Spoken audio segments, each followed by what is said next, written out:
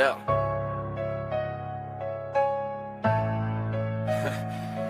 Yeah. Big baby Jonathan Mike hitting the airwaves. Laker Nation anthem, he got facts for the air raid. No cap, all truth. Haters duck like a drive-by. Spitting purple, spitting gold. Kobe's name still sky high. Podcasts, Kingpin, the best in the biz. Dropping gems on the haters, they can't handle this quiz. From Showtime to Mamba, the legacy won't fade. He's the coach on the mic, playing chess, not charades.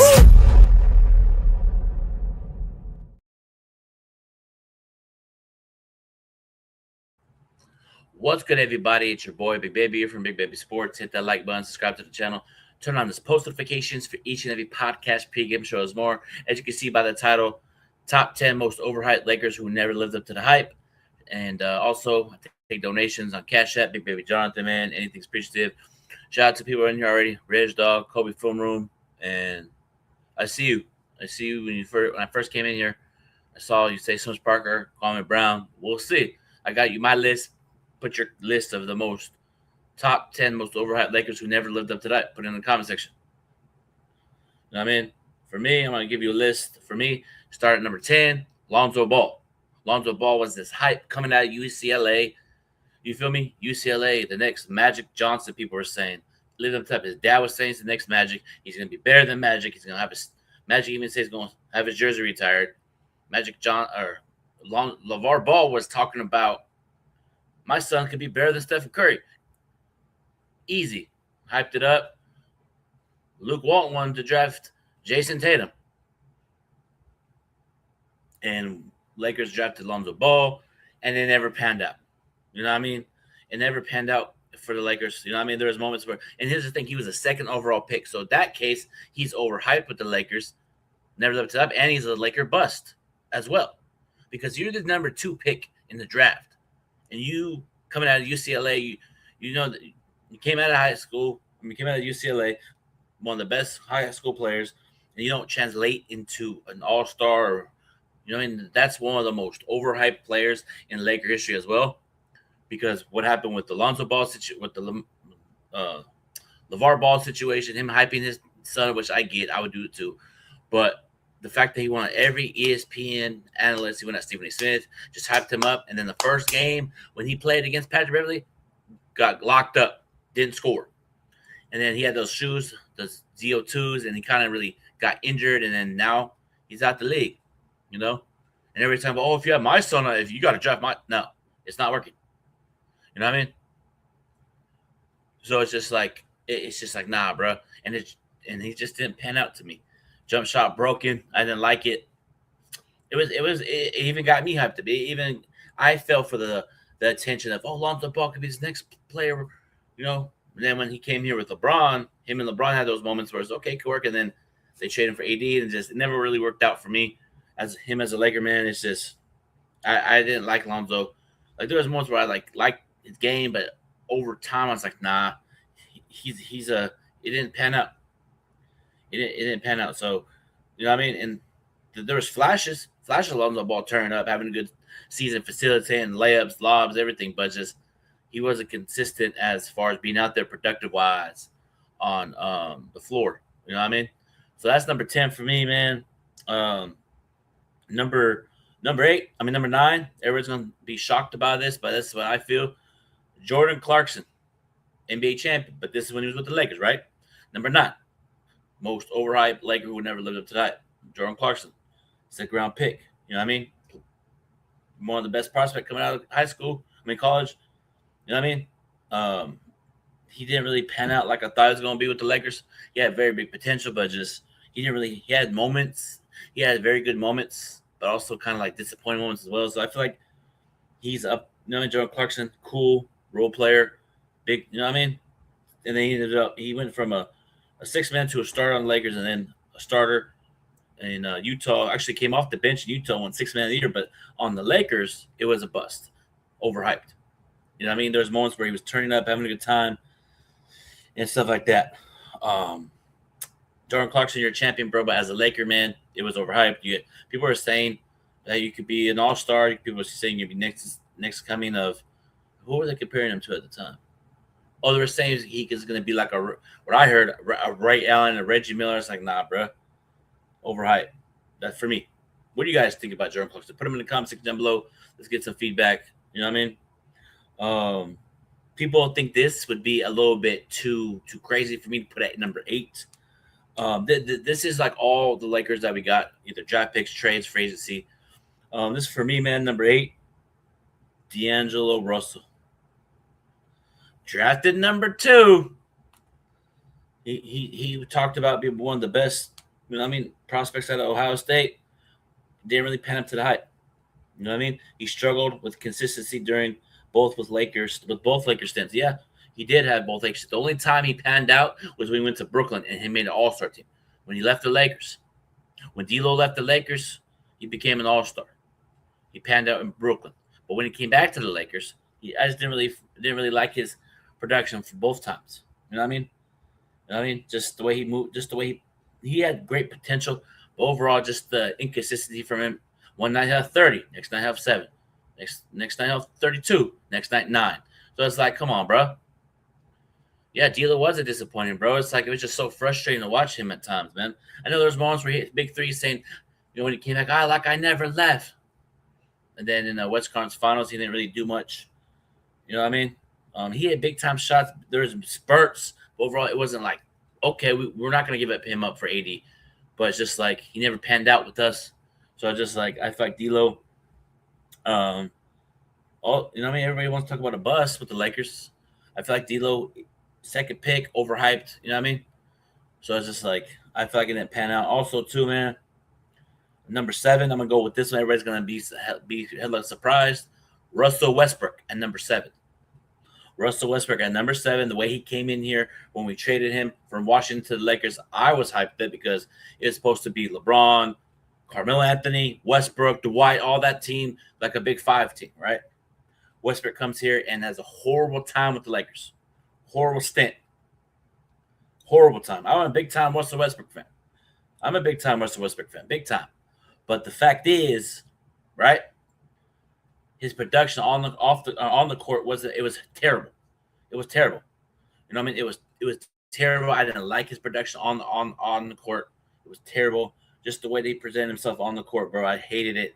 The way he played, the way he, you know what I mean? There's moments where it's, oh, yeah. But overall with the Lakers, man, it was very, very disappointing because I thought we were going to get the Westbrook of, in my personal opinion, the OKC Westbrook. You know? Actually, the Houston Rockets. You know what I mean? You know? Oh. I'm just keeping it real, Rez. You know what I mean? I'm just keeping it real. That's what I saw. You know what I mean? I know it's see, you know, personally, but that's just how I feel. What I watched on the court, what I saw. You know what I mean? I don't know him personally, so you feel me? So this is what I feel. That's what I feel. Hashtag can't please everybody. Hey man, I knew this list was gonna ruffle some feathers, but we gotta call it what it is, man. You feel me? I didn't. Every Laker fan that I know, you know, Westbrook. Everybody blames LeBron, right? But everybody blames LeBron, but also about Westbrook taking accountability for what he did on the court, not playing at a high level or like high level. There's moments where Westbrook just played terrible, and it's a proven fact. Hitting a shot of the backboard, air ball on the layup. Come on, man. This is just a list. You know what I mean? Don't take it personal. It's a list. It's just my list I came up with. I wanted to talk about it with you guys. I'm coming up with different ideas for the show, and people get upset. That's on you. Hashtag I can't please everybody. You know what I mean? Westbrook, I'm a big fan of Westbrook, but I have every right to say that it wasn't panned out with the Lakers. You feel me? Just like I'm a Luka fan. If it doesn't pan out with the Lakers, I'm going to say it didn't pan out. Just like with LeBron, it doesn't pan out with the Lakers. AD, it panned out. You feel me? You know? Yeah, that's true. That's that's the thing. That's one of the things I can give him props for. He played every night. He hustled, but there's moment there overall. If you asked every Laker fan, what do you think of Westbrook's time with the Lakers? What do you think they're going to say? Everybody in the comments, what is your personal opinion about Westbrook's time with the Lakers? And people that watch this, like, what's your personal opinion about Westbrook as a Laker? For me, I didn't like it. My personal opinion is different from people's different opinion. You know, You can't. Yeah, man. It's just didn't fit at the time. At the time, you know what I mean. It just didn't fit. Pause. You feel me? But yeah, man. I knew that once I put that up there and run for some feathers. Um, Westbrook, man, but he's on Sacramento now. He's still playing at a high level on other teams. But I feel like it was a system he was in. It was the system that he was in. That was the Kobe thing. It was the system that he was in. But also, too, Westbrook did have moments where he didn't feel like he wanted to be there. I know people got to blame LeBron for that. Oh, LeBron's fault. But also, too, sometimes Westbrook got to take accountability for what he did as well. You know what I mean? You know what I mean? He doesn't want to. He doesn't want nothing to do with the Lakers. Man, anytime somebody tries to sign his jersey, he doesn't want to sign it. So there's probably personal stuff that's behind the scenes that we don't know about that happened with the Lakers and Westbrook. You know what I mean? So I said Westbrook at what is it? No, Westbrook at let me see, number 8. I put what? Okay, so number 8 was D'Lo. Number 7 was Westbrook. Number 6, Andrew Bynum.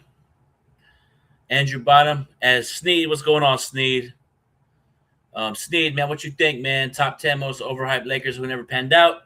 So I'm at what is it? Number 8 was D'Lo and Westbrook. Number 7, Andrew Bynum. Andrew Bynum, number 7, overhyped. He had potential. He had made an all-star team, but the potential he's one at the time. He was one of the best centers in the league. You know what I mean? Andrew Bynum was a freaking monster. He had very big potential. He even went at Shaq. You know what I mean? But it's just the freaking injuries, man. In 2008, if he didn't get injured, we would have won that championship. You feel me? Because Bynum was playing at a high level that year. Played a high level, potential all-star at the time. He did finally make an all-star team. But it's just the injuries killed him, bro. Yeah, I agree. And that's the thing. He did, yeah. So he didn't work as hard. That's the thing. He said there's money in every city. You can see how when he got the ring, but there's moments when he was locked in. You saw those playoff games, man, a career high in block shots, and you know what I mean. And that's the thing. We're gonna get Chris Paul and Dwight Howard at the same time. We're gonna give up Bynum for him. Originally, we were gonna give up Bynum. We're gonna give up Bynum and Odom for for Carmelo Anthony and Nene. But like you said, now we're gonna keep him. And also too, we're gonna get Kevin Garnett for Bynum. You know, Lakers said no. So they saw value in Bynum, but just the injury history, just the injury history every single season, man. He has very great potential if he didn't get injured. But hey, when you have a caliber player like Dwight Howard on the phone and potentially Dwight Howard coming to your team, and also too, Kobe wanted to ship his ass out for just a kid. Who don't want to do that? So there's moments, you know what I mean? It's like, you know what I mean? But he did help us win a ring in back-to-back titles. You feel me? So, but overall, it just didn't pan like I thought it was going to be. You know what I mean? Yeah. That's crazy. Yeah, his earliest career, it was a ceiling. Yeah, it was high. You feel me? But it's just the injuries, bro. Just the injury history with Bynum just can never pan out. That's why we got rid of him. And you see when he went to Philly, he grew out his hair. He kind of like said, F it, I give up. And then he went to Cleveland, then went to Indiana, and then he retired. You know, but there was a video surfacing last month where him riding a bike and he looks like he's in tip-top shape. You know what I mean? But people are like, are you Andrew Bynum from the Lakers?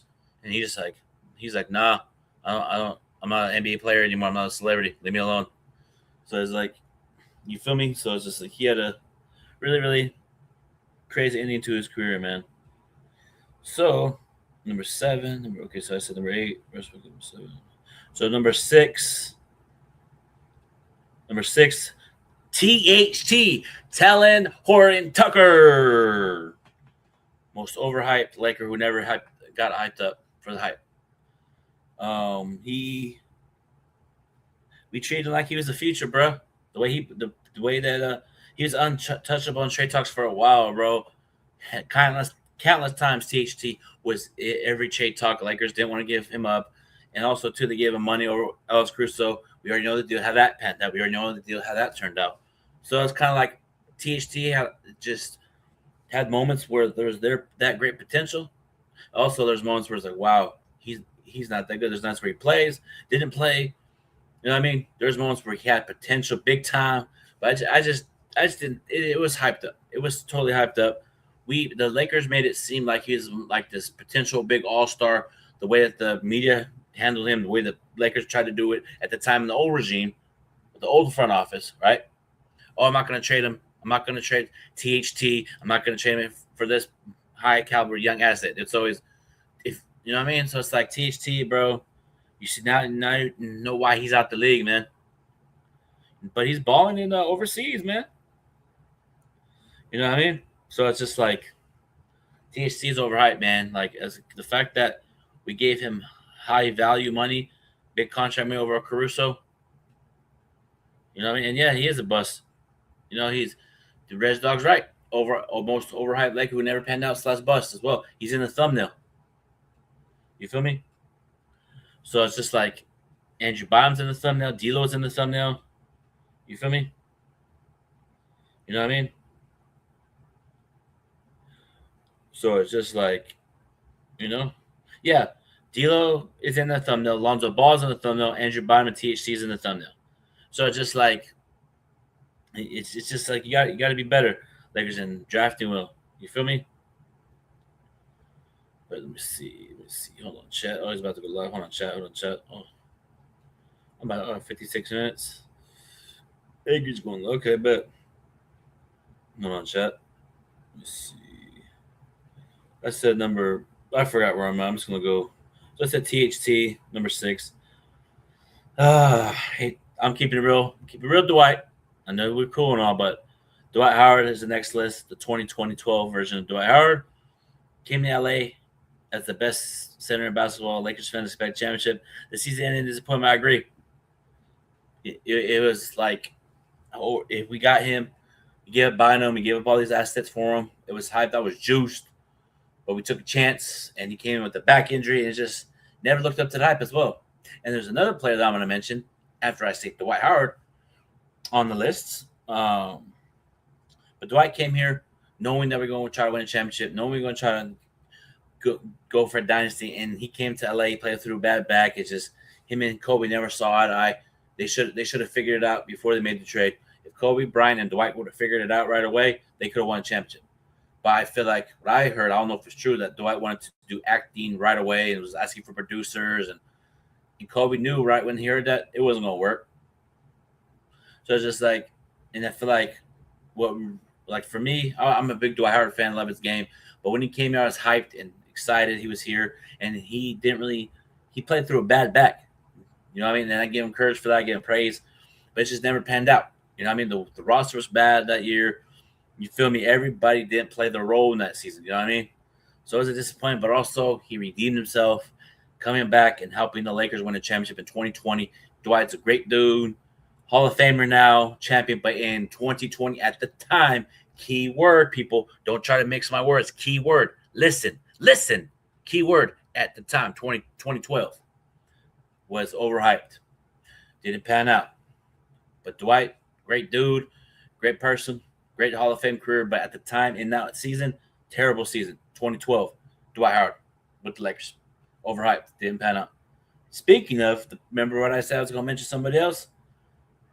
Steve Nash. We got him, right? We got him. Steve Nash, Hall of Famer, 2-time MVP. We got him and Dwight in the same season. And Steve Nash got injured the second game of the year, and that's what was just a terrible year that year. You know, it derailed everything immediately. The second game of the season, he got injured in Portland. Like, I thought we were going to have that Steve Nash of, like, times where no look pass to Dwight and turning up. And it's just like, come on, bro. You know, Steve Nash, at the time, it was hyped. I remember I lived in Sacramento at the time. I got the notification from Mark Stein. Lakers are about to acquire Steve Nash for so-and-so and so. I said, let's go. Let's turn up. You feel me? But it just never panned out. You know, it never panned out. You feel me? You know? So that's Steve Nash at number. So Dwight was at 5. Number 4, Steve Nash. Number 3, Karl Malone. Karl Malone. When he came here in 2004, Karl Malone should have been. we should have won a championship that year. Carmelo. I'm gonna put Carmelo and Gary Payton, both of them, in this conversation. So we got Carmelo and Gary Payton, and we had a team that was like an all-star team at one point. You know, at the time, the team that we had, you know what I mean. But they just grew with injuries, and that's the thing. This is a perfect example when we got Carmelo and Gary Payton, and then Dwight Howard and Steve Nash. We got to stop doing that. If a player's in is like going into the old route, don't pick them up for the future. You feel me? But I just didn't like how it panned out with the Lakers in 2004. We got waxed off the floor in Detroit, and I feel like if they were fully healthy, we would have won a championship that year. But they didn't really live up to the hype. Glove had moments. You know what I mean? Gary Payton had moments. Carmelo had moments. But overall, it didn't pan out. I think Carmelo was trying to win a championship. I think he came to the Lakers at the time. Was like, no, I'm going to try to win a championship with this team. And then pan out. It was hype for that season. I remember. I was excited for that season. I lived in Sacramento at the time. It was so high. I went to Sacramento, lived in Sacramento. Me and my friends and family were like Laker fans at the time. You feel me? So it's just like, you know what I mean? It was an overhyped season for my Lakers that year. You know what I mean? We got to the finals. You know what I mean? We got to the finals, but we lost. But, you know, people were saying we're going to lose in the first round. We weren't going to make the playoffs. And I said if we're fully healthy, we can make a run. And we did, but we didn't win it. But still, we just ran into a Detroit Pistons team that were inferior. You feel me? Inferior, you know what I mean? And let me see. Oh, I gotta throw him in here. What do you guys think in the comments? What is your guys' top 10 overhyped Lakers who never panned out? Like for me, I said, you know, Steve Nash, Dwight Howard, 2012 version, Gary Payton, Carmelo. I'm gonna throw an interesting one at you guys. Let me know in the comments if you think I'm right or wrong about this one. I'm gonna say Brandon Ingram. The hype from Brandon Ingram.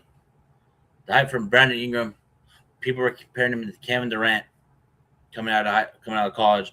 Oh, this next big player, next Kevin Durant. There was moments where he had potential, but it didn't really never pan out for me. I mean, the young talent was talented, all the young talented, but they never really panned out. You know, I mean, there's spurts and moments and everything was good with Brandon Ingram, but it just never panned out to what I liked. You feel me? I didn't like that season from Brandon Ingram, you know. So it's just like, you know. So I just didn't like how Brandon Ingram cared. You know what I mean? No, just that's how I feel, man. There's moments where Brandon Ingram had moments, but it's because people are saying he's the next Kevin Durant, he's the next All Star, the next this, the next that, and then there's times where he had potential, he was solid, but it didn't live up to the hype like people were saying at the college. He's gonna be the next Kevin Durant. He's gonna be an All Star. And once the Lakers had an opportunity to get AD, once I heard that was in talks, I was like, trade Ingram. Or trade Ingram. That's not a good idea. Yep, trade Ingram. It's kind of a player like AD, you do it. And he got traded, but also when he got traded from LA to New Orleans, he improved his game. When he was here, he had moments where he's still trying to figure out himself. He was young, but still, for me, he got overhyped with the Lakers. And then he left the Lakers, went to the Pelicans, and then got an All-Star. Now he's in Toronto. He may get traded, you know what I mean? You feel me? Yeah, that's he was young, but yeah, but it's your opinion, Rez. Yep, your opinion. Can't persuade you from your opinion, bro. That's how I feel. You know. So let me see here. Let me see. Hold on, chat. Man, number one, I'm gonna say, y'all gonna think I'm crazy. Y'all gonna think I'm crazy for saying this. But number one is the most overhyped Laker that never lived up to the hype. I'm going to say, hold on, chat. We already know, but I'm not going to mention that one. Let's see. I'm going to have to go with Julius Randle. It was hype out of college. It was hype. I know he got injured in his first season, but the second year, he had moments where he had to develop and we had to worry about his game and his coming back from injury. He's just like, he never really developed like I thought it was going to be. There's moments where he reminded me of Zach Randolph, his jumper, his attacking the lane, getting and ones, but I just really didn't feel like it would fit well. That's how I feel with Julius with the Lakers. There's moments he was young and he's trying to develop, but it's just like the way that people in the media and the draft experts were hyping up Randall, I got hyped up too, and I was like, nah, get rid of him. And we got rid of him, and then he went to New York, balled out over there. He went to Minnesota, balled out. He went to a couple other teams, and he balled out. He's a great player, but at the time, he didn't pan out. That's how I feel. That's how I feel, man. You know what I mean? You know, also too, I'm gonna throw in a bonus one. I'm gonna say, also too, you know, there's another one there. These are just bonus ones I had. Patrick Beverly is a overhyped Laker that never panned out. Didn't live up to that. Patrick Beverly came here, what he was doing with the Clippers and Houston, and didn't really pan out.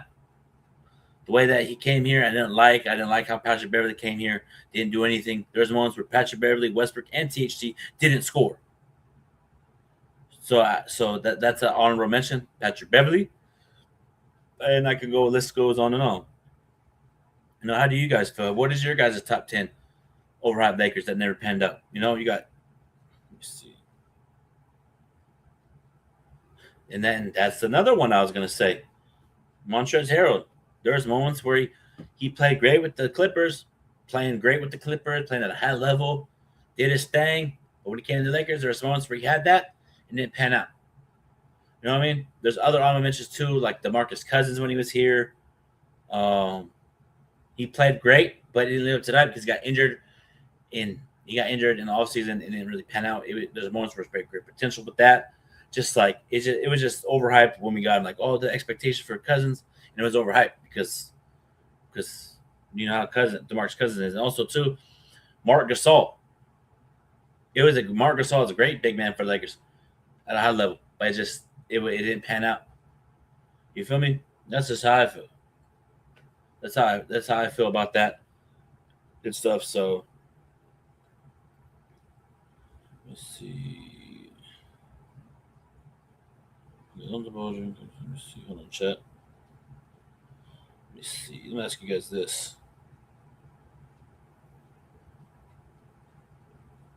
Let's see. I'm gonna do a segment real quick. Look up. I'm gonna have it. Oh yeah, Marc Gasol. Oh yeah, Marc Gasol, DeAndre Ayton. There's a hella bunch of lists, bro. You know what I mean? There's a bunch of lists of Marc Gasol, DeAndre Ayton. At times Malik Monk, even though he turned up for us, but it didn't pan out. I'm gonna give you my also Dennis Schroeder. No, like let me give you. I'm gonna pivot and let me know what you guys think. Let me know what you guys think. And also too, I gotta give her credit is due. Shout out to the Crazy Family 18. He gave me this video idea. I appreciate you, bro. You gave me this video idea the other day, and I saw your comment, and I appreciate you. And if you know what I mean, we're a family. So if you give me some good video ideas, let's roll. And I'm gonna give you. I'm done with the NBA top 10 most overhyped Lakers who never lived up to life. And I'm gonna give you my top 10 most hated Lakers of all time. My top 10 most hated Lakers of all time. I'm going to start with number 10. It makes sense, but he hopped out. Rajon Rondo. He was a Celtic. Most hated Laker of all time. The fans hated Rondo, right? Rajon Rondo was hated because he was a Celtic. He beat us in the finals. You know what I mean? He's number 10 for me. You know what I mean? He won, but at the time he was hated. But once he came here, he won me over by winning championships. The way he poised himself. So it's just like people think he's most hated, number 10 for most hated Laker, but nah. I feel like, to me, what do you guys think? Is Rondo a hated Laker of all time? Let me know in the comments. I'm gonna go at number 9. D'Angelo Russell. I agree. That right there is the most hated Laker for me. Inconsistent in the playoffs. Like I said, the inconsistency, time and time again. So D'Lo, number 9 at most hated Lakers. Oh, you know what I mean? Like I said, number 9 is D'Lo. Like I said, let me know what you think about your most top 10 Lakers. Let me see. I have it written down. Top 10 most hated Lakers of all time. Rondo's at 10. D'Lo's at 9. Like I said earlier, Patrick Beverly. Patrick Beverly is one of the most, for me, I didn't like him on Lakers. People, fans, most hated Laker because he came in here not doing the same thing he did with the Clippers, Houston, talking mess. He got torched every night. There's moments where he grabbed the camera and went like this to the ref, pointing at it, got technical foul, and just, I didn't. Patrick Beverly, bro. I didn't. No, but you shut down him. You shut down Lonzo. You shut down Lonzo in the first game. You feel me? That Patrick Beverly's number 8. But love the effort by some. Others, they really full accepted him. You know what I mean? No Laker fans accepted Patrick Beverly was here or D'Lo. They only accepted Rondo, but at the time when he first came here, when Rondo first came here, we hated his ass, right? Correct me if I'm wrong. Chat. Correct me if I'm wrong, chat. That when Rondo came here, we hated his ass because he was a Celtic. But Rondo came here, won us over. But now we're like, to go get him as assistant coach. But at the time and moment, I hated his ass. At the time. Keyword, at the time. Now, great dude, off the court. He's a coach now, coaching his son. You know what I mean? That's just how rivalry goes, bro. That's how rivalry goes. Let me see. Also, I'm going to throw in a shocker for you guys. Dennis Schroeder. Turned down major contract extension, poor playoff performance, and his repetition. You know, Dennis Schroeder turned down a big max contract from the Lakers, and he didn't pan out. There was moments where he had, you know what I mean? But overall, he was hated by Laker fans. You know what I mean? That's at number, let me see, number 7. Let me see. Number 7. Number 7 was Dennis Schroeder. Number 6, Steve Nash, injury history. And actually, you know what? I'm going to throw in a bonus one. I'm taking Steve Nash. I already said overhyped. I'm going to say Kendrick Nunn. Laker fans, when you came here from the Miami Heat, you were turning up.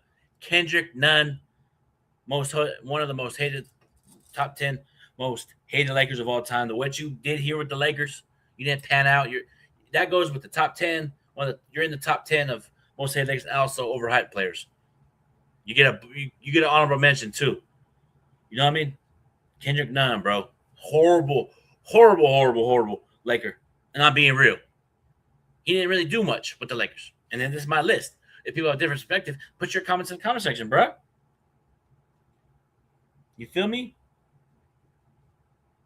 So it's just like come on, bro.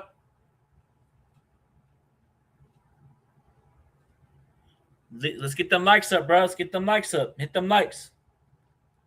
And also, I'm streaming on Twitch as well. Whoever has Twitch, go follow me on Twitch. Big Baby Sports _. Go follow me on there. I'm gonna start being on Twitch a lot more. So you're gonna see me a lot more on Twitch. Big Baby Sports. But you know, and also too, man, you got Westbrook up there by Laker fans. A lot of Laker fans didn't like Westbrook. We already know the deal, because of what happened on the court. Also too, and you know what I mean. Also too, Westbrook's up there, and also too, and Ramon Sessions. Yeah, Westbrook is up there. Westbrook is up there, right? Hated Laker. Laker fans hate Westbrook. A lot of Laker fans didn't like Westbrook, right? But he's on my list, man. You know, and Ramon Sessions on there too. Just a bunch of lists. And I'm gonna be honest. Type 1 in the comment if you guys think I should. I'm gonna do it, bro. I gotta do it. He should be on here. Top 10 most hated Lakers of all time. There's people who think I might say this. Who do you think I'm gonna say at number 1? Because right now, Dwight's at number 1 for most hated Laker. Number 2 is Westbrook. Like I said, number 3 is Dennis Schroeder. Number 4 is Smush Parker. Number 5, Kwame Brown. Number 6, Karl Malone. Number 7, Steve Nash. Number 8, Patrick Beverly. Number 9, D'Lo. And number 10, Westbrook. Who do you think I should put at number 1? Should I take out Dwight Howard and put somebody else? Let me know. Because at the time, Dwight Howard was the most hated Laker when he came here. You feel me? You know? I already know Sean would put it number 1. And I think he is I think if I put him at number one, people are gonna think I'm crazy, but I'm gonna have to do it because I'm keeping it real. He's one of the most number one. You know what I mean? Yes, it's the top 10 most hated Lakers of all time that people hated him. And I'm gonna put it here. People gonna get butthurt and cry, get offended, but I don't give a damn. If people can guess who I'm gonna put at number one over Dwight, just guess. Just take a guess. I'll wait. Kobe Froome, you know I'm gonna put at number one. You already know I'm gonna put.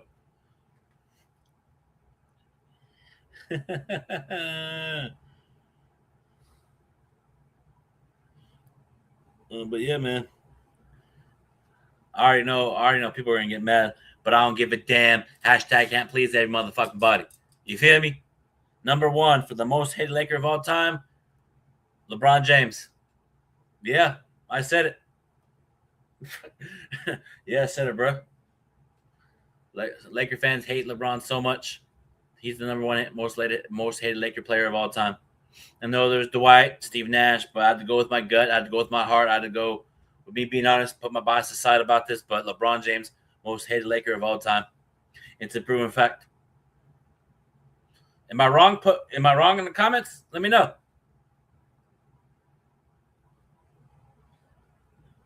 Let me know. Let me see. Make sure you guys catch Angry Lakers Fan at 8:30. Go come after my live. He's gonna go live at 8:35 p.m. And here's his live. See what I say? Right when I said LeBron James, Sean pulls up. Sean, I was trying so hard not to put LeBron, but after thinking it, bro, LeBron James is the most hated Laker. In my personal opinion, Sean's personal opinion, and yeah, Rich Paul too. Yeah, both of them. But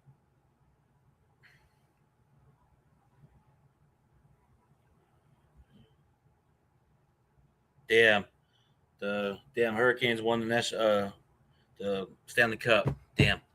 But go to Angry's channel. He just go to his channel tonight. You do not want to miss it. You know. Whew. Well, I got to talk about that too. I'm gonna talk about it a different day. Yeah, they did hate him. They still hate him, but that's how I feel. I had a list. I had my list today. Overhyped Lakers. Sean, once you listen to this later, I did a great job of my list. Put in your guys' comments. What are your guys? Give me your top 10 most hated Lakers of all time. 1 through 10 most overhyped Lakers. Let me know. I want to interact with you guys. You feel me? Like for me, LeBron is most hated Laker of all time because the way he does things here. If he does some, people are not gonna like. I'm being honest. If LeBron resigns here, everybody's gonna be mad at him.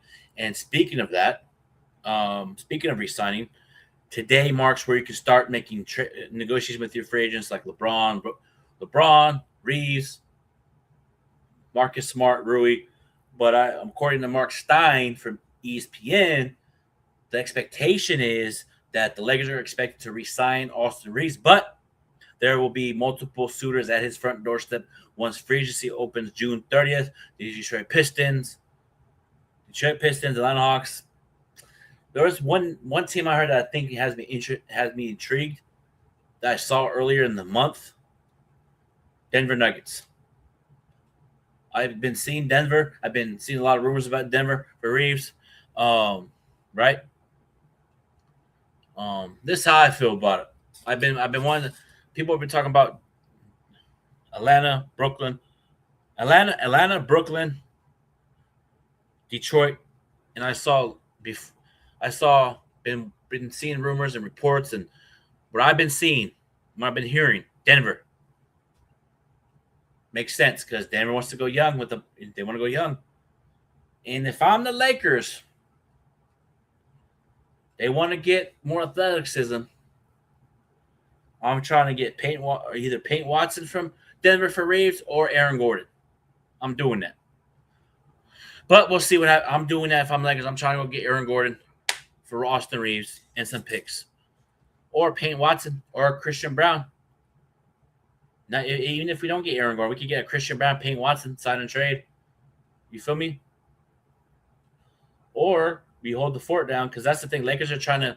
I think because here's the thing. That's the expectation. Keyword expectation is him to resign with the Lakers. But if Brooklyn offers him the money, if Atlanta offers the money, Brooklyn, even Chicago comes at the last, even Utah, it's going. I don't want the Lakers to be in a situation where they say, "Here, Reeves, here's that 240 million. Here you go, buddy." No, he's not worth it. But if it's that's the thing that I want to do. I want to. Reeves is a great player. He's a great talent in this league. He's a great talent. Don't get me wrong, but it's time to move forward without Reeves. Get some guys in here that fit Luka's system to build around Luka. I mean, we got to do the Luka era. And I don't think, personally, my personal opinion, Sean, you have your opinions about Reeves. I'm a big-time Austin Reeves fan.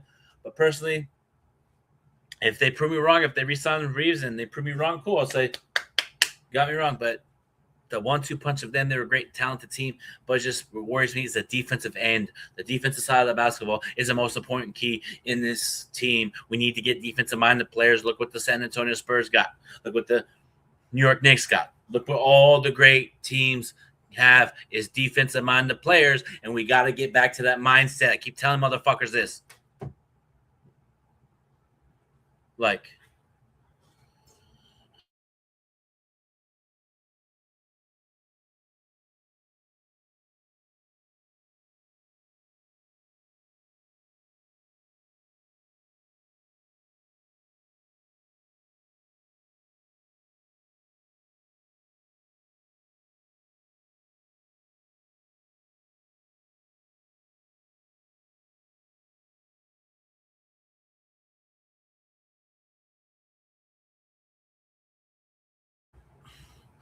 sorry about that. Technical difficulties on my end. My bad, y'all. Can y'all hear me?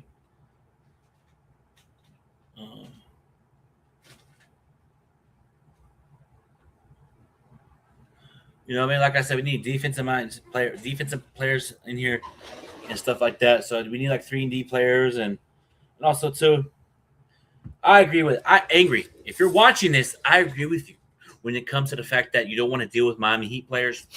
The only person that panned out was Lamar Odom, but Kelly Ware from the Miami Heat, bro. Kelly Ware is a 7-foot center that has the potential to be great. He has very good potential. He's a very good big man that can rim run, slash the lane, shoot threes. He can play great defense. And Miami's probably going to trade him to Milwaukee for Giannis, but Milwaukee doesn't want to keep Kelly Ware. So if your Lakers try to go get him, we need to get it. We need to get an athletic. So we need to go. Even the great Magic Johnson, Hall of Famer, 5-time champion, even said Lakers got to go more younger and athletic. And I feel like we need to go get a Cowboy player like Kelly Ware because he fits what the Lakers need: athleticism, size, strength. He can play defense, run the floor, and we need that. We don't need the throw the ball to the post. Oh, the ball left off my hand. He can't catch the ball. We don't need that. We don't need JJ doing that next year. We need to have players that are smart and high caliber players with intensity, effort, defensive minded players. We need to go back to that shit. What I saw. Shout out to All Ball Sports TV. Congratulations on your NBA championship as a fan. You do a great job covering the New York Knicks, All Ball, Fabian, and Flea. Congrats to you on your NBA championship. Congrats to you. Your team hasn't won in hella years, bro. Very proud of you. Your team won. But when I saw that championship, when they're holding up the trophy, that shit pissed me off because I feel like the Lakers need to get back to that. Get back to that podium and take what's theirs for a competitive standpoint. We need to get back to that. We need to get the players in here, build around like it's the same shit every single season. And we need to maximize the Luka era with Mark Walters era because there's going to be a time point where Luka's going to come here, leave, and we're going to get somebody else. Like I said, there's multiple times when we had LeBron James and Anthony Davis. You guys are not going to get anybody when LeBron leaves or when Anthony Davis leaves. You're going to be life you're stuck in the league. I said this on my podcast multiple times in this thing. You feel me? You mother feel me? Right? Right? Listen to me when I'm talking to you, bro. Look at the camera, bro. I said the Lakers have stars. They come and go. They leave. They go. When Luka leaves, we'll get a star. When that star leaves, we'll get another star. We don't stay We don't stay bad for long. And if we do, we'll get somebody in a big blockbuster trade or a big free agency signing. So what I'm saying is take advantage of the Luka era, Laker Nation and Laker front office. Do what you got to do to maximize Luka's potential to be great. Fit the pieces around him. And the first step, get LeBron off the team. It's time. So LeBron has next week. What is it? What is it? He has until 29th. What? It's 14. Let me see. What is it? Shout out to Angry. He's going live in 30 minutes. Let me see. When is the 14th? So let me see. So Marcus Smart has until next week. Actually, in 2 weeks, we decide if LeBron's gonna opt out. Reed's gonna opt out. Marcus Smart's gonna opt out, and DeAndre Ayton could potentially opt out too. So, or if I'm the Lakers, I'm telling DeAndre Ayton straight to his face, hey, if you pick up the player option, we're gonna look to trade you. Because the Lakers are trying to create $50 million of cap space, but that's what worries me. That we're gonna give Austin that big contract. You know what I mean? And I don't want to re-sign LeBron. I don't want to get Reeves back. But if we do, it is what it is. We need to build through what Luka wants. Not Luka and Reeves won't work because they'll pick us apart defensively.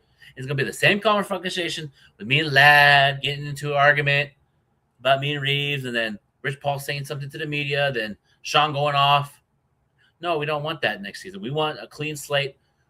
We need to build a winning culture back. We need to get back to that championship level. It's going to take some years.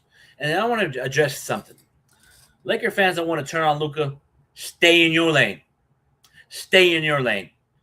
Everybody has been turning on Luka. Oh, I want to get rid of him after the second year.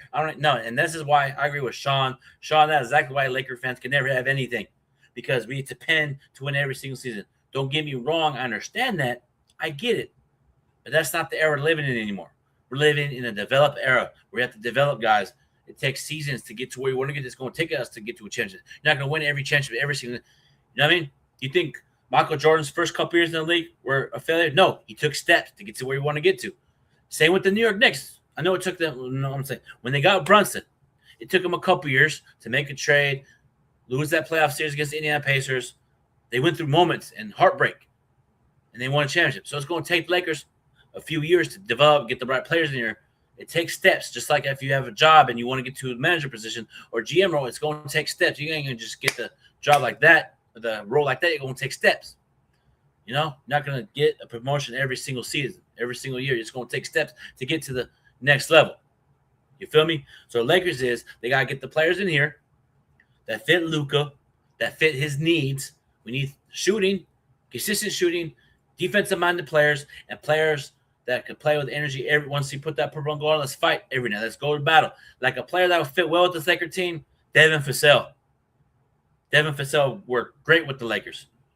You know what I mean? Keontae George from San Antonio, Dylan Harper. Though we need those type of guys.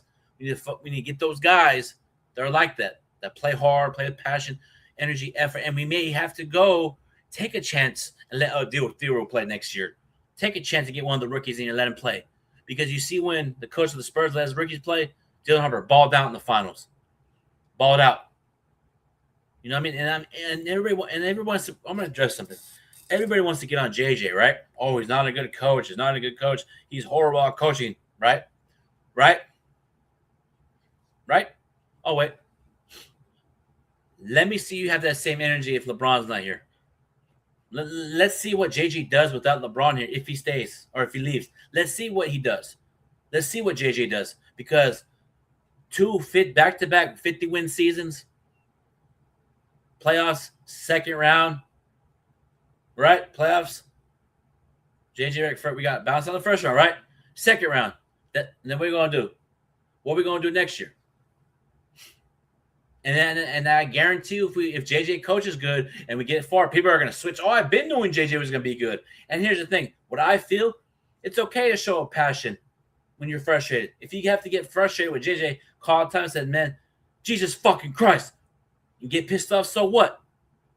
Who cares? That shows passion, bro. That's how I look at it. But it's okay for a player to yell and scream at a ref and a coach, but if a coach does it, oh, that's unprofessional. Fuck that. These coaches have every right to show expression. There was a time where Steve Kerr broke a clipboard. There's times where Phil Jackson went crazy on ref. Greg Popovich. Coaches are allowed to show expression. You know what I mean? Man, and if Jay and like, hold on, do you want Sneed? You want JJ to be like this? We'll be fine. We'll be okay. I'm not worried. We're down 0-3 in the series. You want him to be? You want him? He's allowed to express. He's allowed to show his emotion. You want him to just sit there and be like this? So JJ, how do you feel about being swept in the finals? I'm okay. I'm not mad. I still love this team. No, you have to. That's how I feel. People have this perspective. How you feel about coaching? Reg Dog, Kobe Filmer. This is how I personally feel. My personal opinion. Hashtag can't please everybody.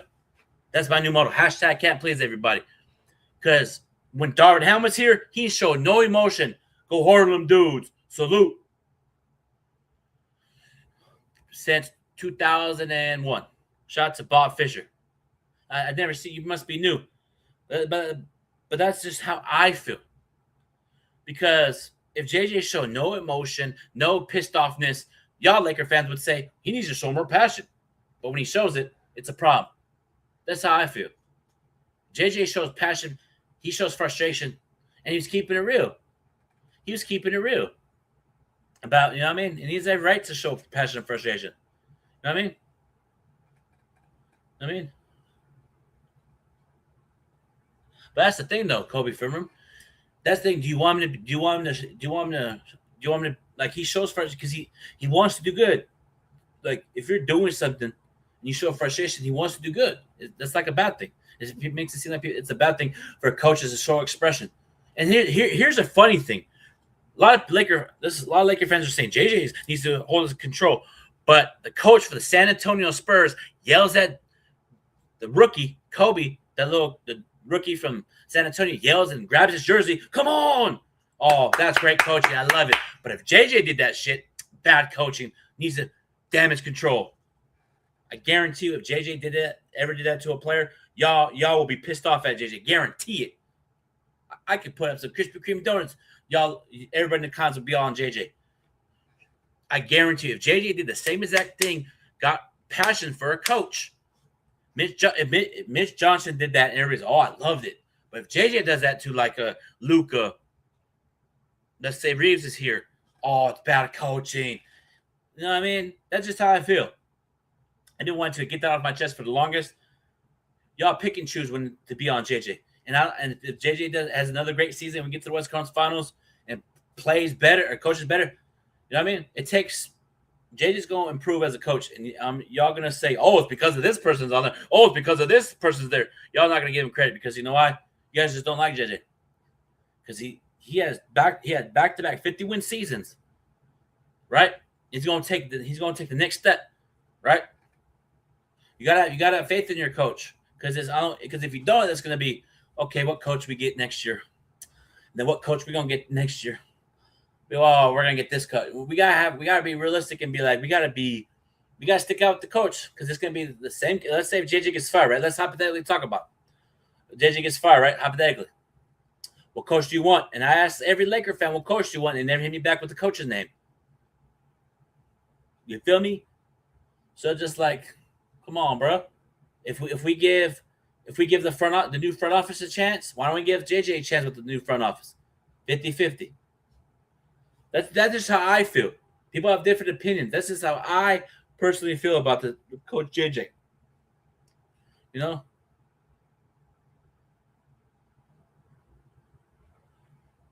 I don't like because he's self-control because he shows his expression. He was keeping it real about DeAndre Ayton. There's times where Greg Popovich calls out his players in the media. He benches players. I'm not saying that they're going to be like each other. I'm saying certain coaches do that to get good out of players. That's how I feel, bro. Like, come on, bro. I just can't, and I just hope I hope the Lakers do great next season so it can prove everybody wrong. I already know people are going to be like, I already knew JJ was going to be a good coach. Nah, I've been seeing a lot of people that even at times I hold JJ accountable. But it's okay to show expression when you're frustrated in the game. But why do players How come Luka's not damage control? LeBron's not damage control with his emotions. Reeves, Marcus Smart, a lot of players in this league get frustrated when they don't get called foul. Oh, but it's damage control when a coach does it. When other coaches yell and scream, it's not damage control to them. Like coach of the Spurs, coach of the Knicks. Mike Brown shows frustration in the finals, yell at the ref. But that's not damage control by a coach. But when JJ does it, it's labeled as damage control. I see how y'all operate. Man, have that same energy. I don't want to have any switch ups from you guys. If JJ has a great season, I don't want to hear anybody. Oh, I knew he's going to be a good coach. I already knew. Nah, stay in your lane. Stay in your lane. I've been wanting to express that for about a couple months now, and I'm letting it loose. This is just how I feel. He has a different opinion. He has a different opinion. Everybody has a different opinion about JJ. And this is how I feel. You know, hashtag can't please everybody. That's how I feel. You know?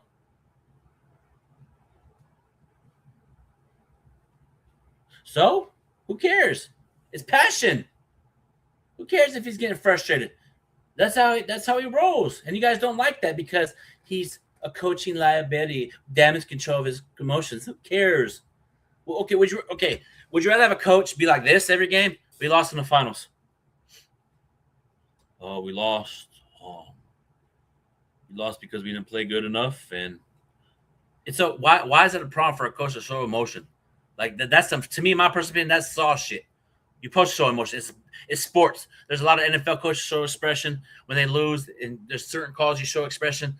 Like you're allowed to show expression. You're allowed to be frustrated. You're allowed to show. JJ Redick called timeout and said, "Jesus effing Christ, what are y'all doing? Run the effing play." Who cares? Who cares? There's times where all these like Phil Jackson showed emotion, Pat Riley showed emotion. Everybody shows emotion, but when it's JJ, it's a motherfucking problem. I'll see how I just see how I operate. You feel me?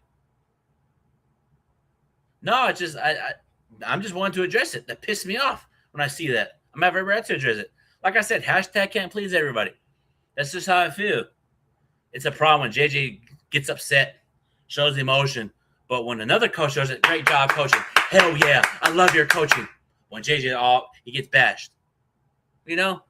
And who cares if he's turned up on TV? What do you want him to do? It's he was just showing how he felt. You know, come on, bro. He's just a very passionate person, but in today's society, people don't like that. People don't like certain fans don't like people to show emotion. They just want to. No, it's okay. You're gonna be okay. F that. You're allowed to show. Coaches are allowed to show expression and be expressive. You know, that's how I feel, bro. That's just how I feel. People are on different opinions. Like I said, my new motto on Big Baby Sports, hashtag can't please everybody. You feel me? You feel me? You know what I mean? So it's just like, come on, bro. We that's just how I feel, bro. I'm gonna stand on it. If y'all get mad at JJ for yelling and screaming, every coach next season that gets frustrated and losing, and here's the thing, JJ Bickerstaff showed emotion when from the Detroit Pistons, he was showing passion, frustration when there was calls against him when they're playing the Thunder. He was showing frustration, grabbing the thing, going, "That's bullshit. You need to call dude better, refs. That's horrible officiating." Oh, but it doesn't get labeled as control of bad coaching, losing control of his emotions. But when he does it, it's not a problem. When all these other coaches, they don't not a problem. But when it changes, it labels a problem. I see how y'all are. And stay in your lane when he does good. And if he doesn't do good, I'll say he didn't do good. Now let's get on to the next coach. And I guarantee you, if the next coach comes in here, y'all going to do the same exact thing. I'm telling you, any coach that we get, y'all are going to pick and choose. With when we had Darvin Ham, Frank Vogel, Luke Walton, now it's JJ. What is it? Who are we going to get next? But that's the thing. If Lakers were going to fire JJ, they would have done it already. You feel me? And I guarantee you, if we do let JJ go, what coach in here that can fix this problem? We got to just write it out with the coach. You feel me? I'm tired of going through the same shit. Hiring coaches, firing coaches. Hiring coaches, firing. We don't want to be like the Las Vegas Raiders when they have hella coaches fired. And they finally get a young coach, right? But what I'm saying is we got to stop with the hiring. We just got to see what JJ does without LeBron. Let's see what he does. And if he doesn't perform at the highest level, I'll be like, yeah, we're right. But until then, Goose Fraba. Like Adam Silver on Anger Management. Goose Fraba. But overall, man, like y'all need to hold JB Bickerstaff accountable when he yells and screams at the media. Y'all need to hold Mitch Johnson accountable when he doesn't do good when he yelled at his players, grabbed his jersey. Come on, bro. And there's a lot of coaches that show emotion. It's part of the game. You think coaches should just sit there? Oh, we're losing. I'm not going to show any emotion. And Steve Kerr breaks the clipboard. Draymond Green gets pissed off when every NBA player has emotion. It seems like when JJ does it, it's a problem for you guys. You guys don't want to see JJ be successful with the Lakers, and that's your own team, guys. Shouldn't y'all want your team to do good and be successful? Say, yeah, JJ, I appreciate you. Y'all can do better on this area. Better. And JJ does do better to improve and get better. But I feel like that expressing, keep doing that, JJ. Who gives a fuck? Who gives a damn at what people say about you being a bad coach and showing your emotion? Keep showing your emotion, homie. I ride with you. Keep showing it. Show your passion, bro. I love it. Even when you're on the debate table with Kendrick Perkins, Stephen A. Smith, show it. Turn up. Be a crash out. CLB. Crash out boy. You feel me? Just turn up. And I love what this is what I'm talking about. I'm gonna address it. I like watching sports with passion, frustration. I don't like. What's the point of watching sports if you're gonna be like this during the screen? We lost. What's the point? Well, we lost. We lost by 60 in NBA Finals. I'll be fine. It'll be okay. I'm not really worried. It's a long season. We're down 0-3. What's the point of watching sports if you're not going to show any passion? Isn't sports about showing passion when the good times, bad times, right? Or is it just to me? This is how I personally feel. If like it's people are always good to be pushed, but sometimes it's always good to show passion, show frustration, not just always become. What's the point of watching sports? I always tell people that. What's the point of watching sports if you're not going to show any passion, frustration, pissed offness? People can laugh on me all I want. That's how I feel. You feel me? I'm always going to stand on what I believe, just how people stand on what they believe. You feel me? Yeah, he does have, you know what I mean? Oh, he is? How? How is he a loser? He's in the NBA. He's a coach in the NBA. He's in the finals. He's going to be there in the next. So him losing in the finals makes him a loser? Like, come on, bro. He's a great coach, Mitch Johnson. If it wasn't for Mitch Johnson, the Spurs wouldn't have been in the finals. So Mitch Johnson's a great coach. He's a great player. He's a great coach. But that's how I feel. How is he a loser? Just because he lost in the finals? No, he's a winner. You know what I mean? He's a winner. He's in the NBA. He has a family. You feel me? That's how I feel. When people, you know what I mean? We're like, come on, bro. We can't be doing that. You know, everyone wants JJ out of here. Now, and it's the thing. If he does leave, and if he leaves and goes to another team and be successful, I'm gonna laugh in our face. I'm gonna say, "Yeah, JJ's a champion." Yeah, ooh, ah. And I know a lot of Laker fans are gonna be like, "Man, JJ should have been staying as a coach." Yeah, ooh, ah.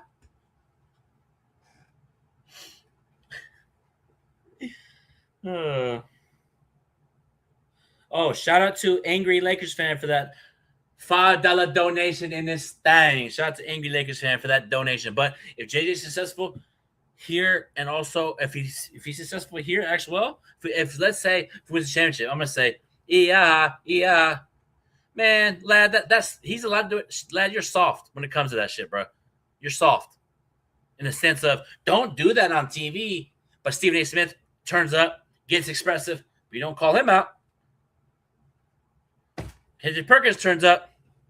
Shannon Sharp turns up, but you don't call them out. 50-50, homie. You know, feel me? That's some soft stuff. He's allowed to express. That's how I feel. You can't be showing expression on TV. What do you want me to do? Be like this? JJ be like this. He's allowed to that's just how I feel.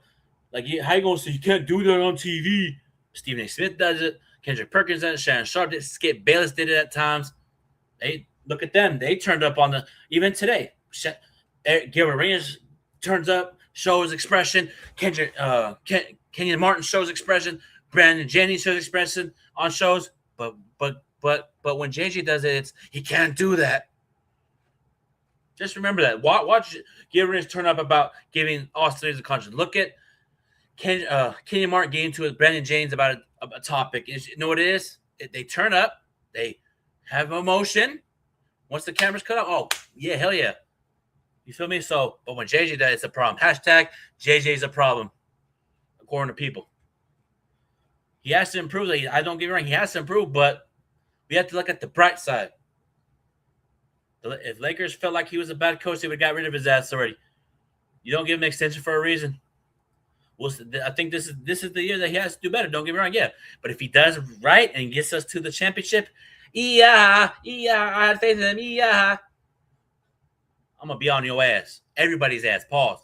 If the Lakers win a championship and years to come with JJ, I'm like, hey lad, JJ's champion. You were talking shit. Micah, I love. No homo, Micah. JJ's champion. Everybody disrespected. Sneed. He's a champion.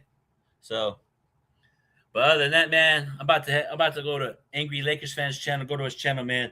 And shout out to that $5 donation from Angry, bro. I appreciate you. You know what I mean? What you mean? You can't be acting like Eric Cartman when. Nah, I'm just be real, bro. LOL. This guy. But yeah, man. Overall, man, I just had to express. I had to explode on it. You know what I mean? Appreciate. Yeah, I'm just expressing. I had to explode because I was holding that in for about 3 months, and that pissed me off. What I saw people getting on Reddit for him being an aggressive coach. Shout out to Angry for that $5 donation. Shout out Angry for that $5. Appreciate you, Angry, Sneed, Res Dog, Lad, everybody in the comment section. Hit that like button. And people that are watching this later, let me know what you think about the top 10 most overhyped Lakers who never lived up to the hype, and also the top 10 most hated Lakers of all time. Put them in the comment section down below. It's been your boy, Big Baby. One love. Lakers in 5. Let's win this championship next year. Go Lakers, baby. Big baby Jonathan, the voice of the